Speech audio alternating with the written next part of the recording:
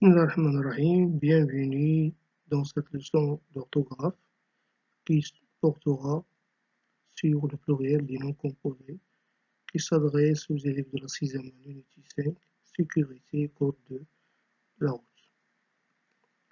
Les objectifs. Donc, deux objectifs visés pour cette leçon d'orthographe: identifier les noms composés, écrire correctement des noms composés au pluriel. Maintenant, les deux phrases. Première phrase au rond-point: les voitures roulent lentement. Pour avoir les mains libres, ils ont placé leurs affaires sur les porte-bagages. Je répète, au rond-point, les voitures roulent lentement. Pour avoir les mains libres, ils ont placé leurs affaires sur les porte-bagages. Maintenant, question, première question. Où les voitures roulent lentement? Très bien, les voitures roulent lentement au rond-point. Deuxième question. Où sont-ils placés leurs affaires? Où ont-ils placé leurs affaires? Pardon. Très bien, ils ont placé leurs affaires sur les porte-bagages. Quels sont les mots qui t'ont aidé à répondre? Très bien, rond-point, porte-bagages. Donc, le groupe de mots rond-point et porte-bagages. De combien de mots sont-ils composés? Très bien, chacun est composé de deux mots. Comment appelle-t-on donc ces mots? Très bien, ce sont des noms composés. Sont-ils au singulier ou au pluriel? Très bien, ils sont au pluriel. Donc, sur quoi porte la marque du pluriel pour le premier mot et pour le deuxième mot? Sur quoi porte la marque du pluriel pour le premier mot et pour le deuxième mot? Très bien, pour le premier mot, la marque porte sur les deux mots. Prend un S au pluriel, point prend un S au pluriel. Quelle est la nature de ces deux mots? Très bien, rond c'est un adjectif et point c'est un nom. Donc, c'est quoi porte la marque du pluriel pour le deuxième mot? Pour le deuxième mot, très bien, il porte sur le deuxième mot. Bagage.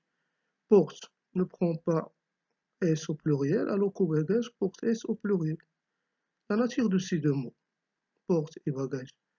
Très bien. Porte, c'est un verbe, bagage, c'est un nom. Donc, qu'est-ce que vous remarquez alors? Ou bien, dans quel cas, les mots qui composent les noms composés prennent un S? Très bien. Donc, quand on a un adjectif, il y a un nom. Ils prennent S, alors que le verbe reste un variable, il ne prend pas S. À venir donc, un nom composé peut être formé de noms, comme par exemple auto-école, nom plus nom, ou bien un nom et un adjectif, un coffre-fort, nom plus un adjectif et un nom, un rond-point, adjectif plus nom, un verbe et un nom, un garde-fou, verbe plus nom, deux verbes, un laisser-passer, verbe plus verbe. Donc ce sont les formes d'un nom composé. Aussi, à retenir, dans les noms composés, avec un trait d'union, seul le nom et l'adjectif peuvent se mettre au pluriel, si le sens le permet. Exemple, deux oiseaux-mouches, nom plus nom. Donc, ils s'accordent tous les deux. C'est-à-dire que oiseau prenne un X au pluriel, alors que oiseau prend un X au pluriel et mouche prend un S au pluriel. Du rouge-gorge. Rouge prend un S au pluriel, gorge prend un S au pluriel, adjectif plus nom. Aussi, lorsque le nom composé est formé de deux noms unis par une préposition, en général, seul le premier nom s'accorde. Exemple dit chef d'œuvre. Chef d'œuvre, c'est un nom composé uni par une préposition de, donc seulement le premier nom qui est chef, le premier nom chef prend un S, alors que le deuxième nom qui vient après deux ne prend pas S. Les pommes de terre, c'est un nom composé.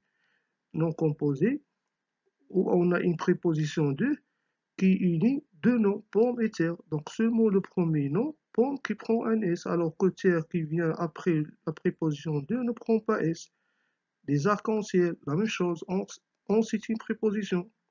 Donc seulement arc le nom arc qui prend un S au pluriel, alors que le deuxième nom qui vient après en ne prend pas S. Le dernier cas, quand la préposition est sous-entendue. Le second ne s'accorde pas. Exemple, des timbres-mouches. Donc on voit que timbre-mouche, c'est un nom composé qui est formé de deux noms. Normalement, le deuxième nom doit, doit prendre un S. Mais là, je peux dire aussi des timbres de mouche. Donc là, une proposition qui vient unir les deux noms. Donc seulement le premier nom qui prend un S au pluriel, alors que le deuxième nom qui est mouche ne prend pas S. La même chose pour le deuxième exemple, des wagons-poste. On peut dire aussi des wagons de poste. Donc la préposition de vient unir les deux noms, wagon et poste. Donc seulement le premier nom qui prend S, alors que poste ne prend pas S. Maintenant, on va passer à un exercice. Passons maintenant aux exercices d'entraînement. Premier exercice, souligne dans les phrases suivantes les noms composés. Première phrase, ton haut-parleur gèle la conduite. Donc, à vous de souligner le nom composé dans cette phrase. Très bien. Haut-parleur. Deuxième phrase, l'essuie-glace est indispensable quand il pleut.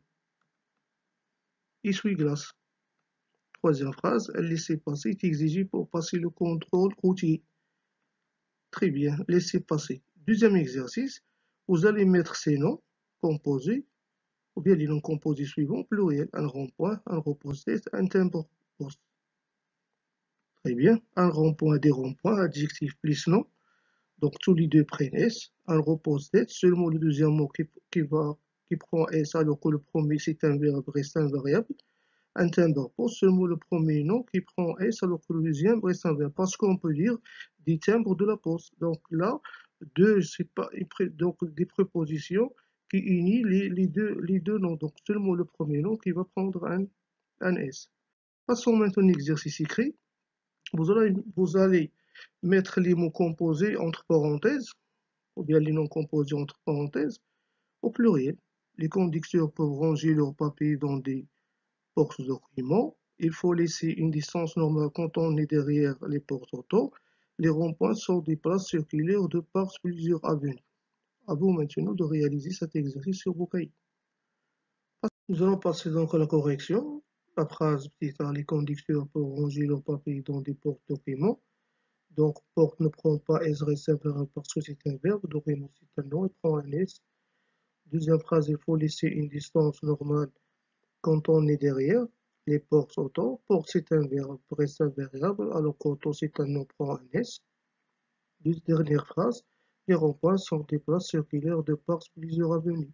Rond c'est un adjectif, prend un S, point c'est un nom, prend un S.